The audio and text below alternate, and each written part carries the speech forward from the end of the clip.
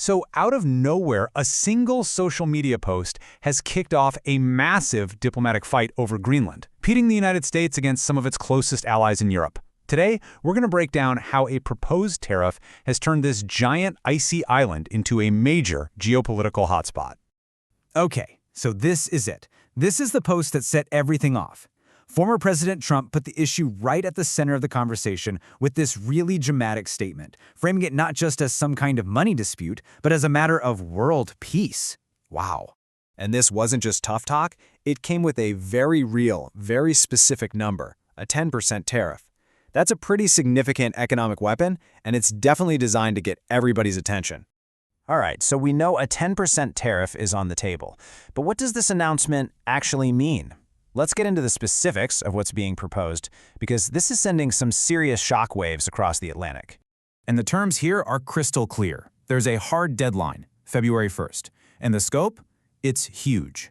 It covers any and all goods from Denmark and, by extension, the entire European Union. This is a big, comprehensive economic lever that's being pulled. Now, what's really fascinating here is the justification. I mean, why take such a huge step against allies you've had for decades? The reasoning that's been given is this interesting mix of old economic complaints and some very new, very urgent fears about geopolitics. So if you break it down, the argument is really twofold. First, you got this long-standing economic gripe that the US has basically been paying for Europe's defense for years, and it's time for payback.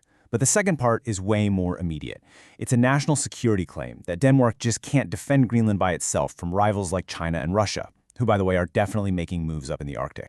As you can probably guess, this did not go over well in Europe. Not at all. Key NATO allies pushed back immediately, basically calling this tariff threat a hostile act between friends. First up, the United Kingdom. The response from Keir Starmer was pretty sharp. He called the whole thing completely wrong, arguing that you just don't use economic threats to deal with collective security inside the NATO alliance.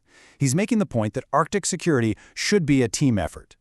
And it wasn't just the UK. Over in France, President Emmanuel Macron pretty much said the same thing, calling the threats unacceptable. But he took it a step further, vowing that if these tariffs actually happen, Europe is going to respond together in a united and coordinated way.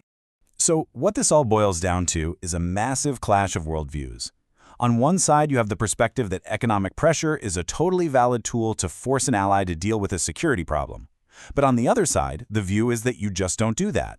You don't use economic threats against members of your own team.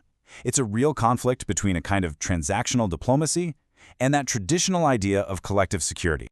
Okay, so to really get what's happening now, we have to rewind a bit. This tariff threat didn't just come out of nowhere. It's actually built on a long, pretty fascinating history of U.S. interest in Danish territories. And when you look back, you see a clear pattern emerging. Over 100 years ago, in 1917, the U.S. actually bought the Virgin Islands from Denmark. Fast forward to the mid-20th century, and they signed a really important defense treaty over Greenland. And today, well, that history is evolving into this new chapter of economic pressure. Right, so that 1951 treaty, it's the absolute foundation of the U.S. military's entire position in the Arctic. It was signed right in the middle of the Cold War, and it allowed America to set up a critical military presence there. Today, that includes a major Space Force base, which makes Greenland just as vital now as it was back then, especially with melting ice opening up all these new shipping routes and strategic possibilities. And all that history brings us right back to today, to this very moment, where the clock is literally ticking towards a big diplomatic deadline. And you know, this tactic, it's something we've seen before. The idea is to use the threat of tariffs not really as a punishment, but more as a way to force everybody into a room to negotiate.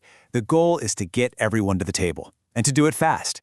So that February 1st date is just looming over the relationship between the US and Europe right now. For European leaders, it's a huge wake-up call. They have a concrete deadline, and now they have to figure out what to do. Do they negotiate? Do they fight back? Or do they try to find some other way out of this? Which leaves us with the big question, right? Is using economic threats against your own allies a bold new way of doing diplomacy in the 21st century? Or is it a really high-stakes gamble that could end up breaking the very alliances that have kept things stable for decades? I guess we'll find out as that February deadline gets closer and closer.